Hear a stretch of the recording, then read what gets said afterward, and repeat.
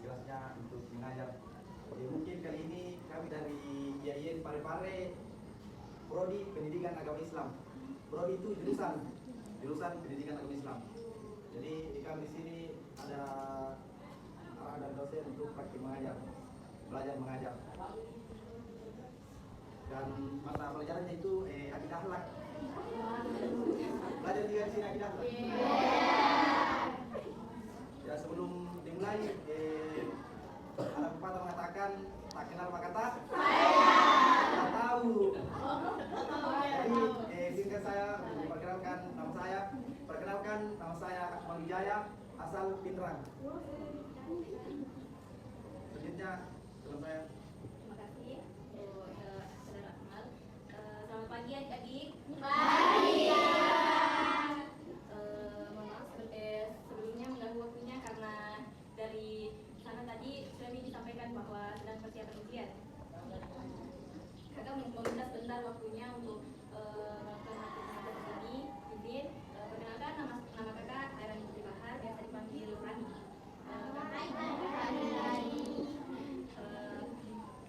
Karena ini orang Parepare.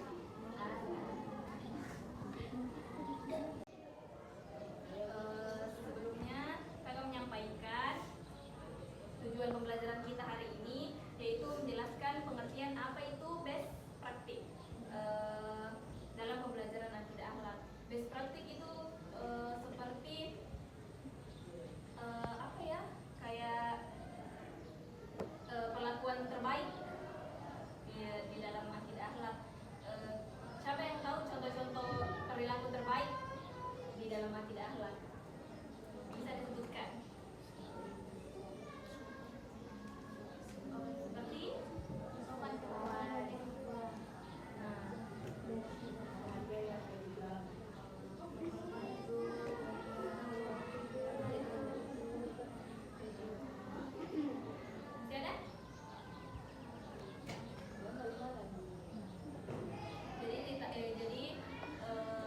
Itu best praktik ya, dipaham Ki? Kemudian mengidentifikasi beberapa model pembelajaran akidah akhlak dari keteladanan, pembiasaan, ceramah, interaktif, PBL, dan kooperatif. Kemudian menjelaskan contoh penerapan model pembelajaran dalam kehidupan sehari-hari. Kemudian menunjukkan sikap akhlak terpuji seperti jujur, disiplin, sopan, dan bertanggung jawab. Kemudian yang terakhir membuat rencana praktik akidah sederhana yang dapat diterapkan di rumah maupun di sekolah. Tapi sebelum memulai pembelajaran hari ini, alangkah baiknya kita berdoa terlebih dahulu. Biasanya berdoa bagaimana? Siap. Boleh.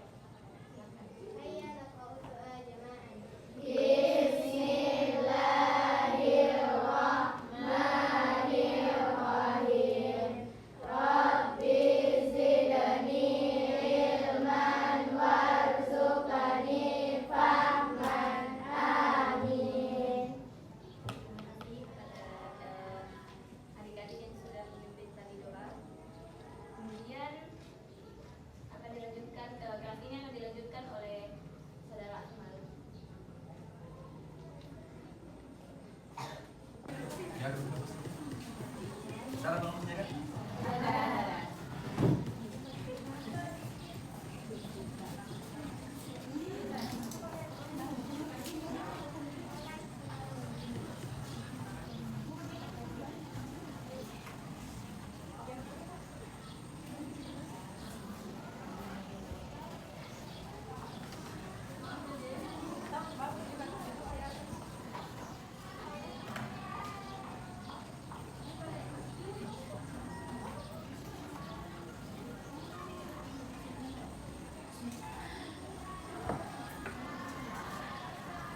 Kita akan belajar akidah akhlak.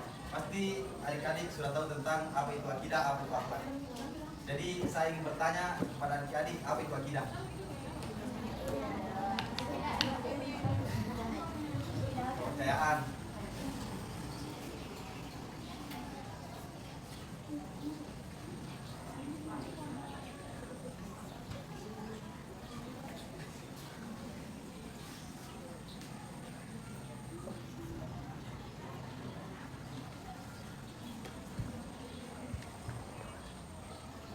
Apa lagi?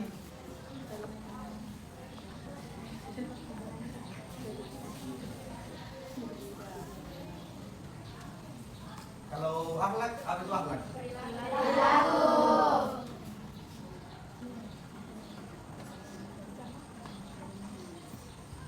Perilaku.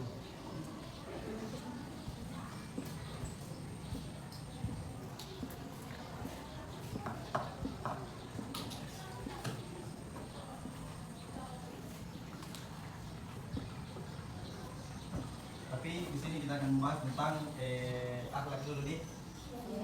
Akhlak terbagi dua. Apa itu?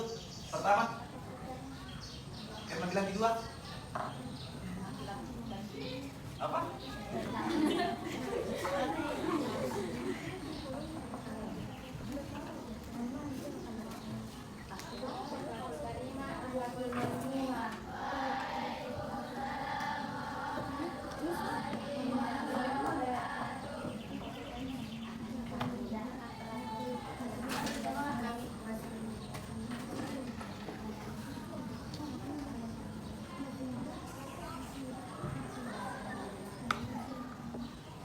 Apa itu akhlak mahmudah? Ya, akhlak yang baik. Kalau akhlak mazmumah? Yang baik. Ya.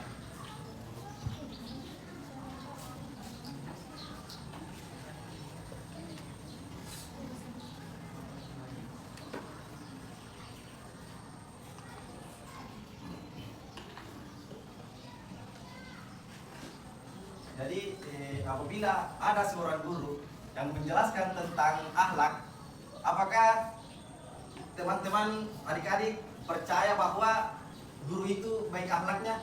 Karena dia cuma hanya pintar berbicara saja, tidak ada aksi.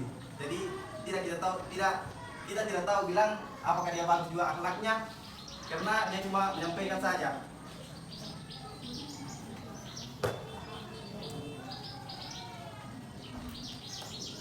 Jadi jangan adik-adik langsung percaya ketika ada seorang guru yang menyampaikan bahwa saya itu baik, saya sering bersedekah, saya sering padahal kalau kita lihat dia tinggal tidur saja di rumahnya.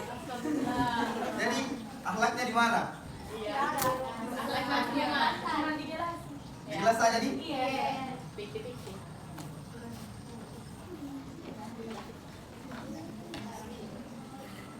Kalau akhlak mazmumah? Contohnya bagaimana? Apa?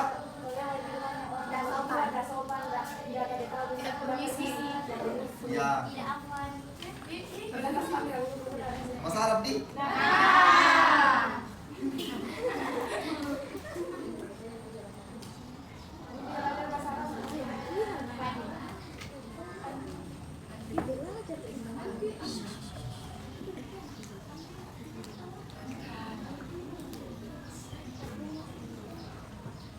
Jadi akidah akhlak ini seseorang harus baik akidahnya, baik juga akhlaknya. Cocok gak? Salah kan?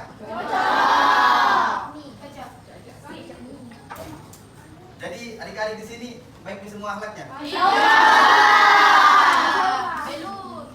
Kenapa belum? Kalau akidahnya? Keimanan? Hah?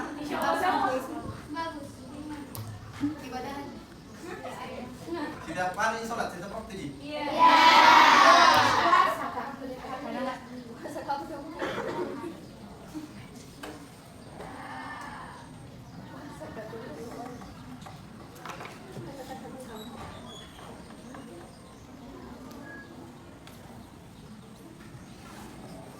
Jadi ketika guru menjelaskan tentang akidah akhlak, guru tidak hanya menjelaskan saja, dia juga sebagai contoh supaya ditiru dari adik-adik sekalian. Bilang bagaimana akhlaknya guru, bagaimana akidahnya, supaya adik-adik juga bisa contoh. Karena kalau gurunya saja tidak baik akidah dan akhlak, bagaimana adik-adik bisa contoh tentang akidah dan akhlak, sedangkan gurunya saja tidak akidah, tidak berakhlak.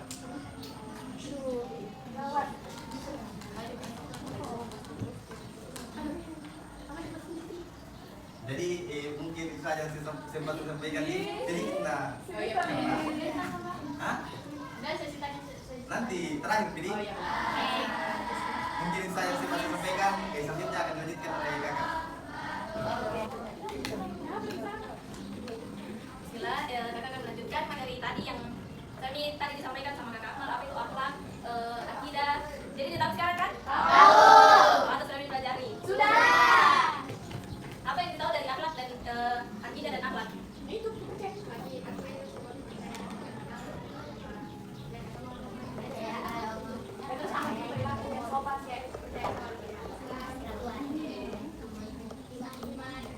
semuanya yang baik. Apa itu perilaku yang baik?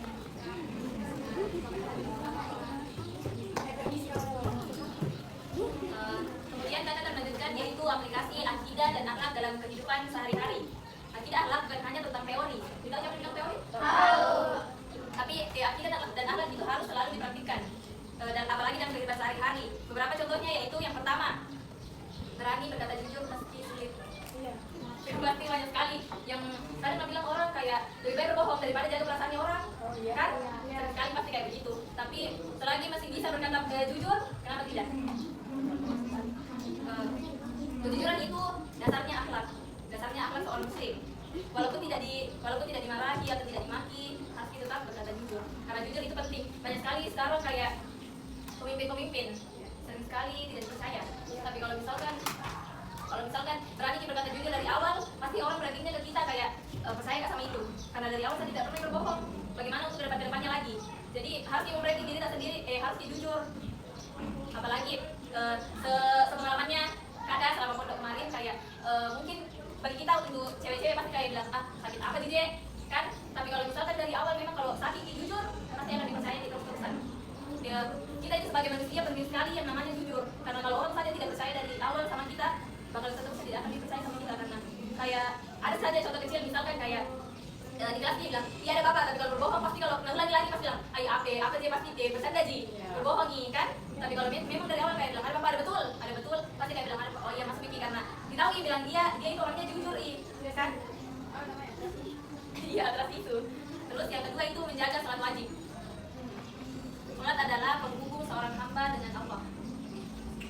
Menjaga sholat akan menjauhkan kita dari perbuatan buruk dan membuat hati lebih tenang. Iya.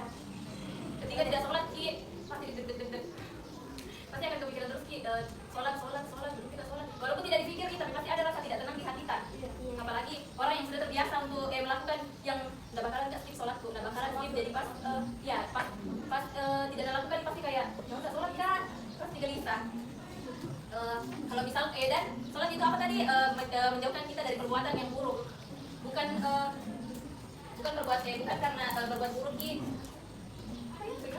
pokoknya sebelum kita berbuat buruk harus kita ingat di sholat karena ketika kalau misalkan pasti bilang sholat tak tadi ya walaupun mungkin ada orang namanya hilaf kan sudah di sholat tapi nanti 5 menit kemudian berbuat tidak baik lagi wajar kan semua manusia pasti fitrahnya berbuat dosa tapi jadikan sholat itu di hati kita yang kayak bilang sholat ketemu sama Allah 5 kali sehari siapa yang manusia mau pakai 5 kali sehari untuk dengar curhat dengar apa yang menjadi keluh kesah masalah mungkin di dalam sholat itu doa-doa yang kalian minta sekarang belum tapi di kemudian hari tidak pernah kita tahu siapa saja bagaimana itu Allah jawab di doa bukan sekarang tapi mungkin tahun depannya atau mungkin nanti waktu pas butuh sekali kalian tapi karena sudah kalian panjatkan doa dari sebelumnya pada saat kalian kesusahan Allah akan kasih kalian lewat itu. Jadi pentingnya kita jaga sholat itu apalagi menjauhkan kita dari hal-hal yang buruk.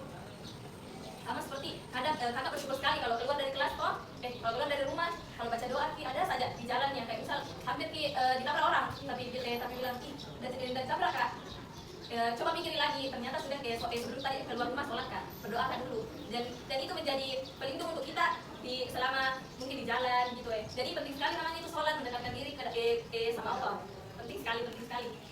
Kemudian yang tadi yang sering dibilang sopan terhadap guru dan teman. Sopan santun itu mencerminkan akhlak yang mulia, bicara lembut, menghargai pendapat, meminta izin, mengucapkan salam. Itu beberapa hal tersebut adalah adab sehari-hari. kayak penting sekali tuh namanya apa namanya kayaknya basic manner, tolong, maaf, dan terima kasih. Penting sekali. Kayak orang juga jadinya kayak wah kan nggak semua orang bisa melakukan hal tersebut. Yang kayak misal teman-teman kan bilang tolong nah, pasti sangat jarang yang kayak tapi tanamkan dari dirinya kalian yang kayak tolong nah, orang akan suka ke kita. Jadi orang juga ke kita yang tidak semena-mena, yang misalkan kalian ke temannya kalian tolong nah bawakan kapal itu keluar. Jadi temannya kalian juga itu nggak bakalan kayak bilang bawakan kak, nggak bakalan pas begitu karena mereka juga sungkan karena kita baik ke orang lain kan. Kemudian yang keempat itu menghindari gibah dan bullying.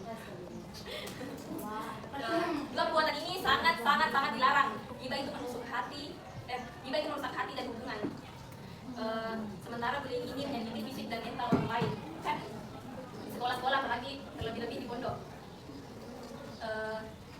Gampang sekali orang membuli. Tapi tidakkah kalian pikir kalau kalian bully orang lain itu bagaimana perasaannya? Coba kalian, orang tuanya kalian, pasti kalau kalian di posisi yang dibully terus melapor ke orang tuanya apa? Pasti orang tuanya kayak bilang, kenapa jadi begitu anak kok? Terus bagaimana kalau dengan orang tua orang yang kalian bully misal?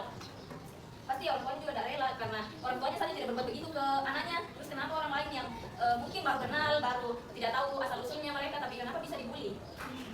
Bahkan di sekarang ini bully itu sampai orang sampai bunuh diri, merusak mental sekali itu karena akhirnya orang yang kalian bully itu jadi tidak semangat belajar. Jadi kalau di pondok, terutama di pondok pasti yang kayak motor pulang, tidak semangat di belajar. Jadi coba pikir ya untuk masa depannya mereka yang tidak semangat belajar karena dibully. Sebagai masa depannya mereka bagaimana? Ya karena yang buruk paling jahat itu kan. Kan lidah itu lebih tajam. Ya lisan. Pokoknya itu kayak mungkin tapi walaupun mungkin bagi kita itu yang kadang itu terjadi kalau misalkan saya dan temanku bilang kenapa dia begitu, padahal menurut kita kan biasa saja tapi mungkin orang lain tidak bisa terima itu, mungkin dia sakit hati kah. Jadi untuk mencegah itu semua coba pikir kalau memang tidak perlu diucapkan, jangan diucapkan karena belum tentu bagi kita itu biasa saja, tapi bagi orang lain itu tidak begitu. Apalagi ya di pondok seperti ini kan kalian menghafal. Jadi kalau misalnya lagi kalian itu lagi tidak berbuat apa-apa, lebih baik menghafal daripada bergibah gitu. Selain dicerita orang lain, apa sih pentingnya bagi hidup kan? Untuk dicerita orang lain, untuk menyenangkan diri sendiri sih. Baru kedepannya untuk apa? Kan tidak berubah kehidupan itu orang toh. Tadi contoh-contoh yang bisa kakak sampaikan kepada kalian, sisanya bisa kalian cari sendiri di kehidupan sehari-hari kan. Selama di sini mungkin yang bilang oh ini sikap berarti oh bagus, ini yang tidak, ini yang bagus. Kalian harus pintar membedakan yang mana baik, yang mana buruk. Tadi sudah mendengar obat mandiri, selanjutnya kita berikan kepada adik-adik. Sempat ada yang ingin bertanya atau apa kan? Boleh?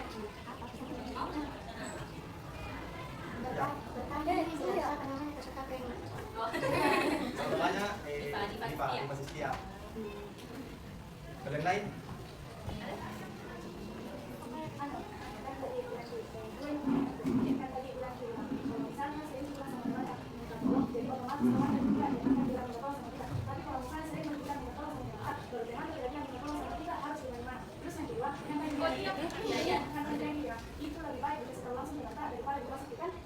Jadi kalau misalnya sudah beritahu dengan Pak, tapi tidak terima harus bagaimana? Harus diapain? Harus bagaimana yang Silakan. Oke. Nah, terima kasih. Siapa nama tak? awalnya Nama panggilan? awal. Terima kasih untuk awal sudah bertanya. Yang pertama pertanyaannya yaitu kalau sudah Miki bilang minta tolong, terus orang lain tidak minta tolong juga ke kita, itu nggak apa-apa. Nggak perlu kita memaksa orang lain untuk minta tolong ke kita. Tapi kan itu kayak value, kayak apa ya? Kayak orang memandang kita kayak wah bagus sekali balik orang. Tapi baru kan dilakukan dengan ikhlas untuk diri kita sendiri, bukan untuk orang lain. Jadi nggak apa-apa jika orang lain tidak melakukan itu ke kita.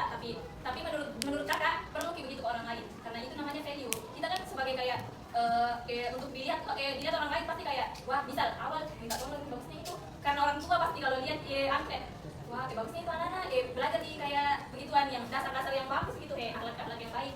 Kemudian yang kedua itu apa nih? Kalau sudah kan dia sudah belajar bagus belajar ceritanya. Kalau anak ini baru menangis, baru Kalau begitu kalau kakak sendiri hadapinya itu dengan dilihat dulu orangnya. Kalau misalkan orangnya mungkin yang kayak gitu toh, yang gampang sekali sakit hati, menangis sampai melapori mungkin, udah kayak gak usah ditanya, lebih baik diam Ki. Lebih baik diam Ki saja kalau kita orangnya gitu, tapi kayak misalkan kakak punya teman yang dekat sekali jadi baru tidak pakai kakak mikir kalau begitu ini tidak bakalan sakit hati. Kalau kakak peduli ke teman kakak, lebih baik kakak tanya. Kan perubahan yang baik itu karena peduli kan? Jadi kita juga kalau ditegur Ki, tanamkan diri kita sendiri, bilang oh ditegur kan berarti peduli ke saya untuk hal-hal yang baik. Dan kalau misal memang tegur kita menurut kita bilang ini tidak cukup nih kita tahu ya bilang perlu gak diubah atau tidak, karena yang tahu diri kita sendiri itu kan kita di. Masih ada pertanyaan? Masih ada? Ada pertanyaan? Kenapa?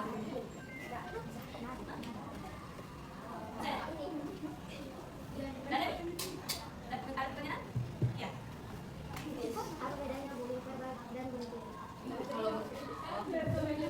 Perbedaannya yang pertama persamaannya paling dulu karena yang ditanyakan perbedaannya. Persamaannya itu sama-sama bikin orang lain sakit hati.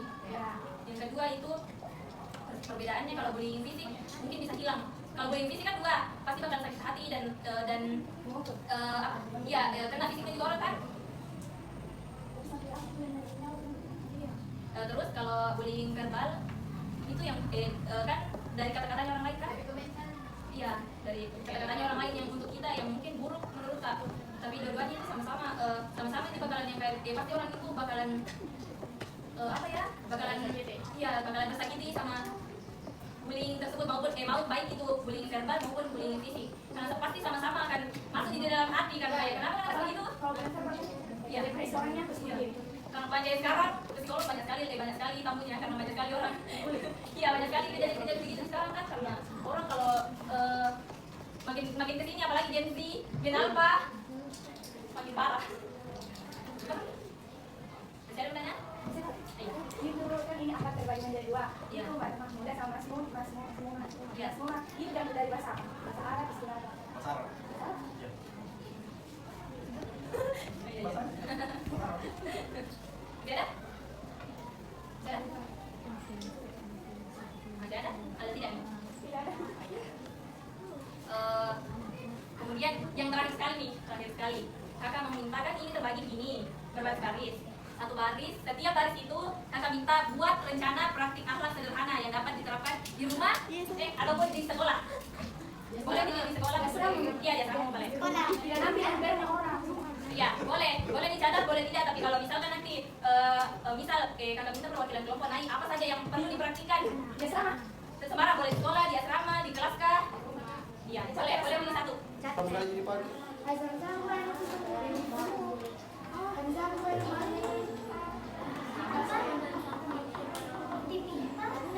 Semangat belajar, belajar prestasi, raih prestasi. Tadi jangan banyak diberi dari kakak. Sudah. Jadi kelompok yang mau naik pertama siapa? Iya. Kelompok belakang. Peserta tadi? Ya. Ya, perkenalkan namanya. Kita aja. Ya, bismillahirrahmanirrahim. Assalamualaikum warahmatullahi wabarakatuh. Oke, perkenalkan nama saya Nur Syahira. Oke, jadi sebenarnya saya mewakili kelompok dari Baris Belakang dari bahkan. Oke, baik, untuk bagi contoh yang mudah. Mengutamakan kerja atau aktivitas yang lebih penting daripada melakukan kerja yang tidak bermanfaat, tidak mengganggu waktu istirahat orang, tidak mengambil antrian, izin kalau pakai sandal, ya begitu.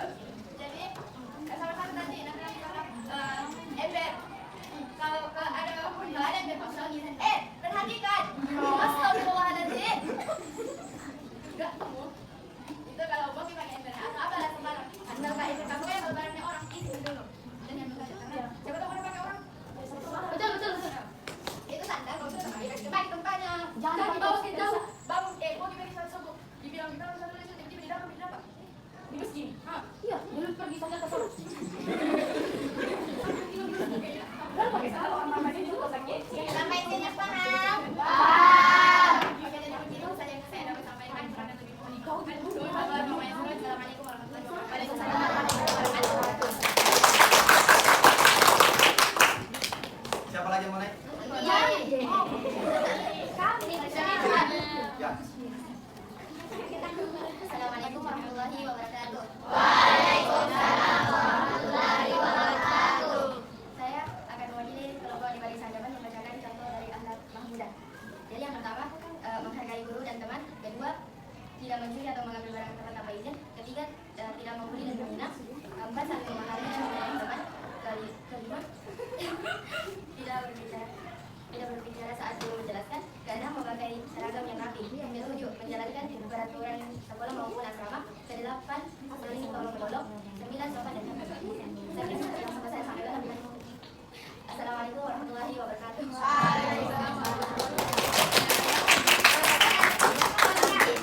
Bersama lagi. Yang mau naik?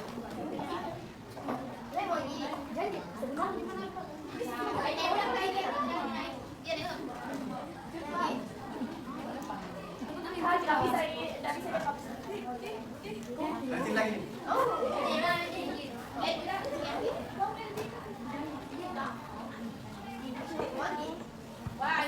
Assalamualaikum warahmatullahi wabarakatuh. Waalaikumsalam warahmatullahi wabarakatuh. Jadi saya perwakilan dari keluarga. Ya. Perkenalkan nama saya Arja Nedia. Bisa dipanggil Kak?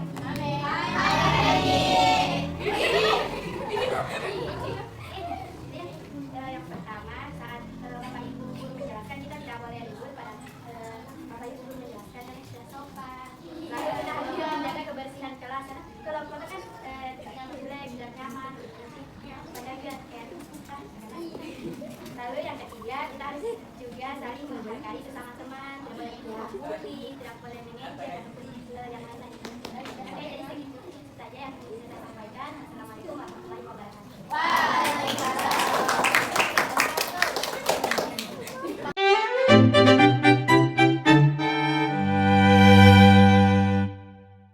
Dari kampung dia.